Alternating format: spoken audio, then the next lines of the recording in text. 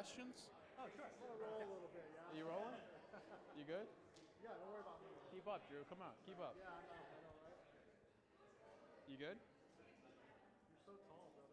Oh we my synced? gosh. Do Are you we want me synced? to shrink down or what? Don't worry about it.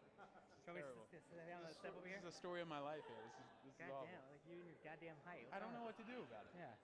Jeez. My parents don't even know where I came from. I'm good? All right, good.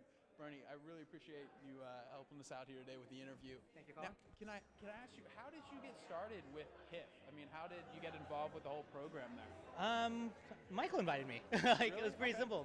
Yeah, we met at a couple events in LA, and he saw that what I did, and he was really inspired, I guess, and wanted to have me come down to do the Broadband Accelerator last year, which I did, and I had a great time. And I did this presentation for the delegates then, or the fellowship, whatever, what do you call them? And then this year, he made sure to put this center stage so that anybody could come see this presentation, which I think it's pretty good. Yeah. Very cool. Now, I actually watched a couple of your episodes before, and I didn't realize that it was you that was actually doing it. So it was neat to sit here and actually see somebody that's developed it. But it seems kind of just really out there. Now, what kind of made you decide, hey, we're going to roll with this instead of the, I guess, normal path that people have really taken there? I don't like normal.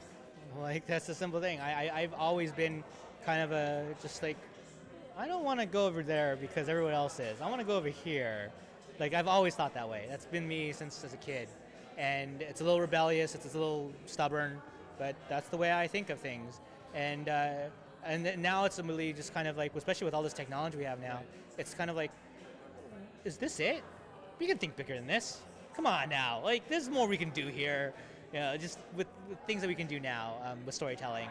And I'm happy to be the person who's trying stuff, and hopefully we get to see more of it happen. Absolutely.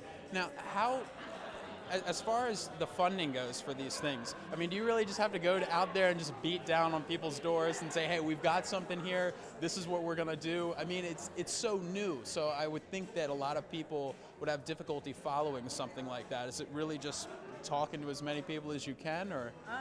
I think so, yeah, but that's everything. Like Okay. if you want to be commissioned to design a car, you have to like prove yourself in a way. And so I think our Lizzie Bennet Diaries series proved that.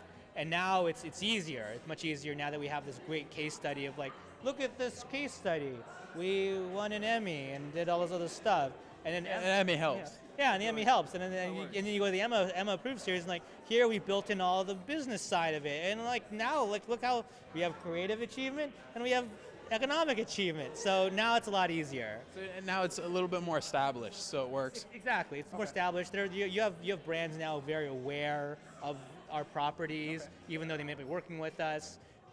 They're aware of them, so they'll design properties that are similar, perhaps, to them, and so forth. So it's inspiring to see that now we're seeing a marketplace develop for this kind of alternative, format. Experimental format, we'll call it that. Now, last question here. I mean, we're the young guys in here. We're just getting our start. Do you have any recommendations for people just really trying to get their foot in the door in the industry, or maybe just starting on their own? How did you do it? I mean, what kind of brought that along for you? I think, well, we live in a society right now that you can just make anything yourself. We have a video camera in our phones that are more powerful than anything we had in the last, before 5 years ago, right? So you can do your own movies, you can shoot your own stuff, you can learn how to do your own effects. So there's no excuse to not do stuff. So my advice is to do. Sure, you may have to wait for someone to help you if you want to make dinosaurs fighting robots, but you can do a story. We can write a story about someone who looks like you, acting with someone who looks like your friend, and just practice, right? And just practice. And practice is good. Practice is a good thing, and you have to work through all that stuff. You don't wake up one day and you go like, never did anything before, and like, here's the greatest thing, and No, you like have learned over years and years and years. So work through that. Cool. Hey, well, I really appreciate your time. Again, thanks for coming out. I'm fascinated by how you just took advantage of all these things that were popular, especially in the last 10, 15 years.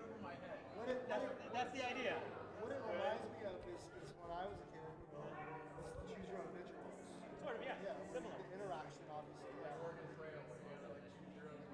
Right. Yeah. Cool. Thanks so much for You're welcome. talking.